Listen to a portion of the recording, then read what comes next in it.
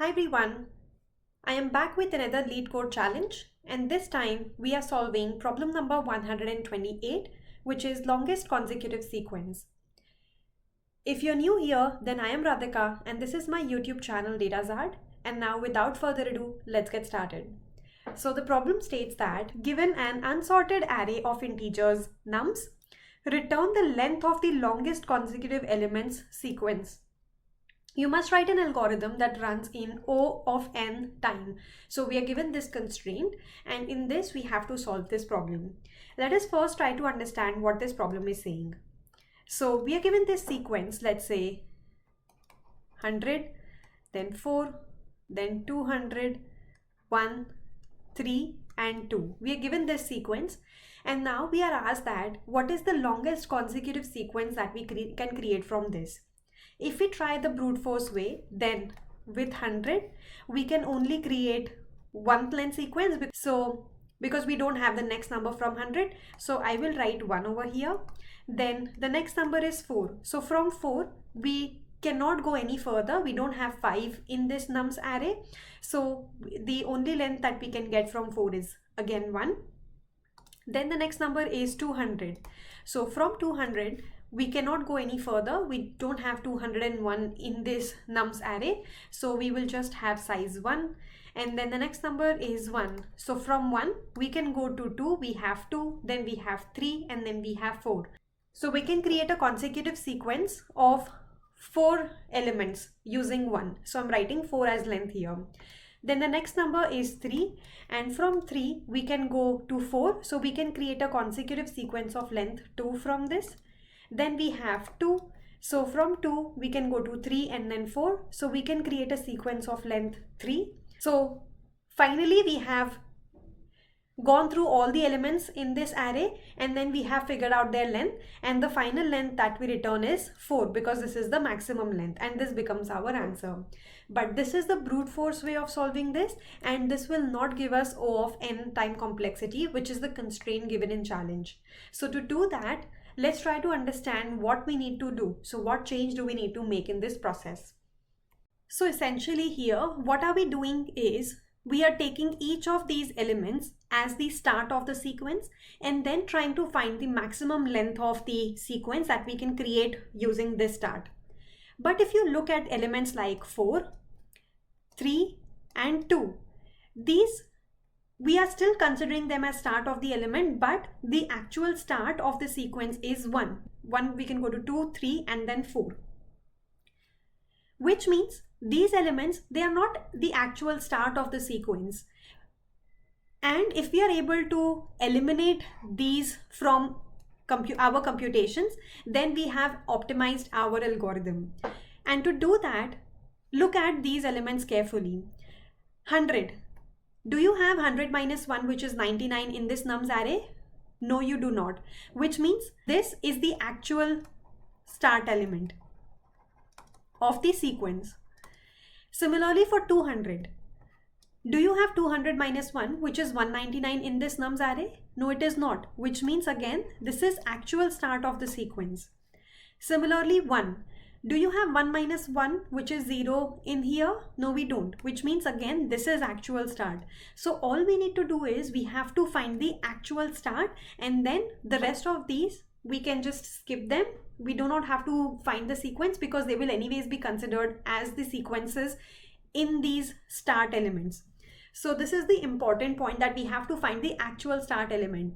And if you have looked the pattern here, I'm trying to find an element which is 1 minus this element. If it exists in this array, then we say it is not the actual start. But if it doesn't exist, then we say this is the actual start.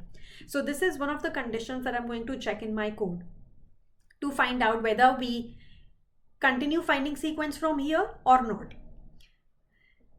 Now the second thing is, if we keep searching on this array, that whether 101 is existing in here or whether 99 is existing in here or not, then we are going to end up with O n square operations. Why?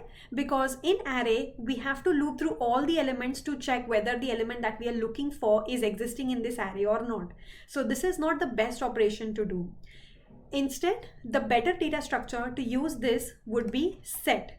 If we convert this array into a set, then we can easily check whether 99 is existing in this set or whether 101 is existing in this set very quickly. And that would be O of 1 operation, because that's the complexity that we get when we search in a set. So the two ways in which we can optimize our way of working to solve this problem is, first we need to determine the actual start element, and actual start element would be that element which is the element minus 1, whatever the value comes with this, is not existing in our set. And instead of array, we use set operations. Let's try to understand this using an example. I have taken the same example as above over here, and now let us try to implement the solution we were talking about earlier. So first, I have to convert this nums array into a set to improve the operations. So our set, I'm calling this S, would be equal to, I will just write elements 100, 4, 200, 1, 3 and 2 like that over here. So it's in a set now. And now for each element, I am going to check whether this is an actual start or not. If it is an actual start, then I'm going to continue the sequence and try to find the maximum length for that particular sequence. But if it is not the actual start, then I will just stop there. So let us first check whether this 100 is the actual start or not. So to do that, we find 100 minus 1, which is 99. Is it existing in this set? No, it is not, which means this is an actual start. And I will write 100 over here. And I will try to build out the sequence from here. So from 100, do we have 101 here? No, we don't. So the maximum length that we can get from here is just 1. Then we move our start. We move our element. So now we are checking for 4. Whether 4 can be our actual start. So whether 4 minus 1, which is equal to 3, existing in this set? Yes, it is. This is 3. It is existing, which means 4 cannot be the actual start, and we skip this altogether. We don't have to find the length of it. Then we check for 200, which is the next element in this set. Is it the actual start of a sequence? So whether we have to check 199 existing in this set? No, it is not. Which means 200 can be the actual start of a sequence.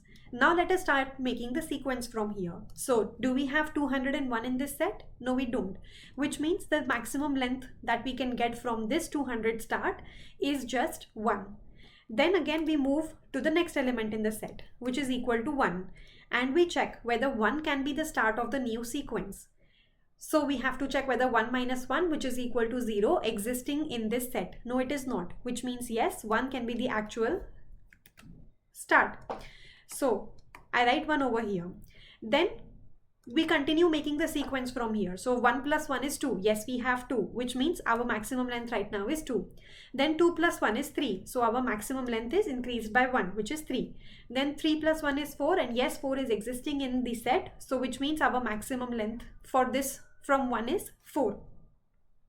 Then 4 plus 1 is 5. Do we have 5 over here? No, which means the maximum length that we can get from 1 is 4. This is 1. So we know from 1 we can make a sequence of length 4 and not any further. So we move to the next element in the set, which is 3. So now from 3 we check. First we check whether this is the actual start of the sequence. So 3 minus 1 is 2. It is existing in the set, which means this is not the actual start and we skip it. Then we move to the next element, which is 2. And for 2 we check whether this is the actual start of the element. So 2 minus 1 is 1 and 1 is existing in this set, which means this is not the actual start. And we have exhausted all the elements in this set and found out that there are 3 sequences, and the maximum length of sequence that we can get from here is of length 4. So we return 4 as an answer. So like I said, the 2 key points are understanding the start of the sequence and also converting the array into a set so that we can reduce the complexity of the search operation. So in short, what we are doing here is we are first converting our array or list into a set. Then we check if the element which is present in the set is the start of the sequence or not.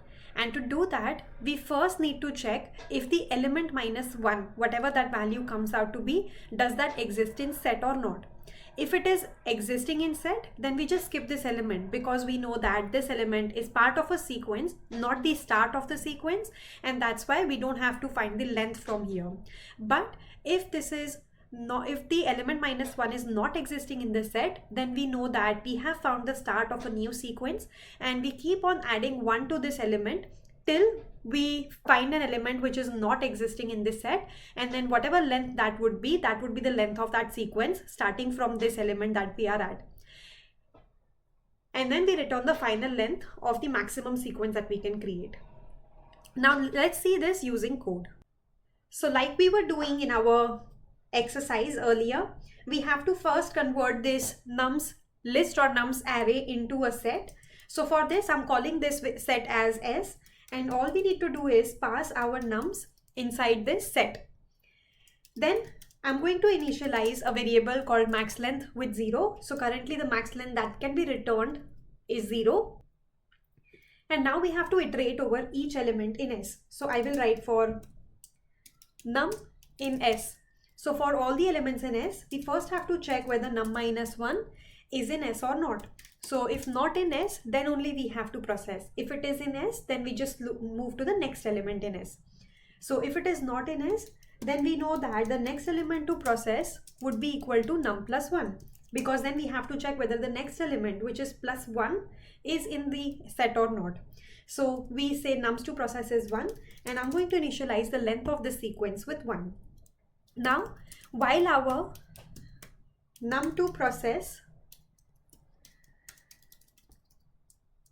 is in S, while we have our elements in S, we just have to keep increasing our num to process by 1. So num to process plus equal to 1. And at the same time, we also have to keep increasing our length. Once we have done this, once the next element is not found in S, we will find the max length, because we have to update whether this length is higher, this sequence is of bigger length, or the sequence that we already had previously. So we will choose between max length and length, whichever is higher. So I'm going to write max length and length plus max length. And then finally, we just return whatever is contained in max length. And now let's just submit this.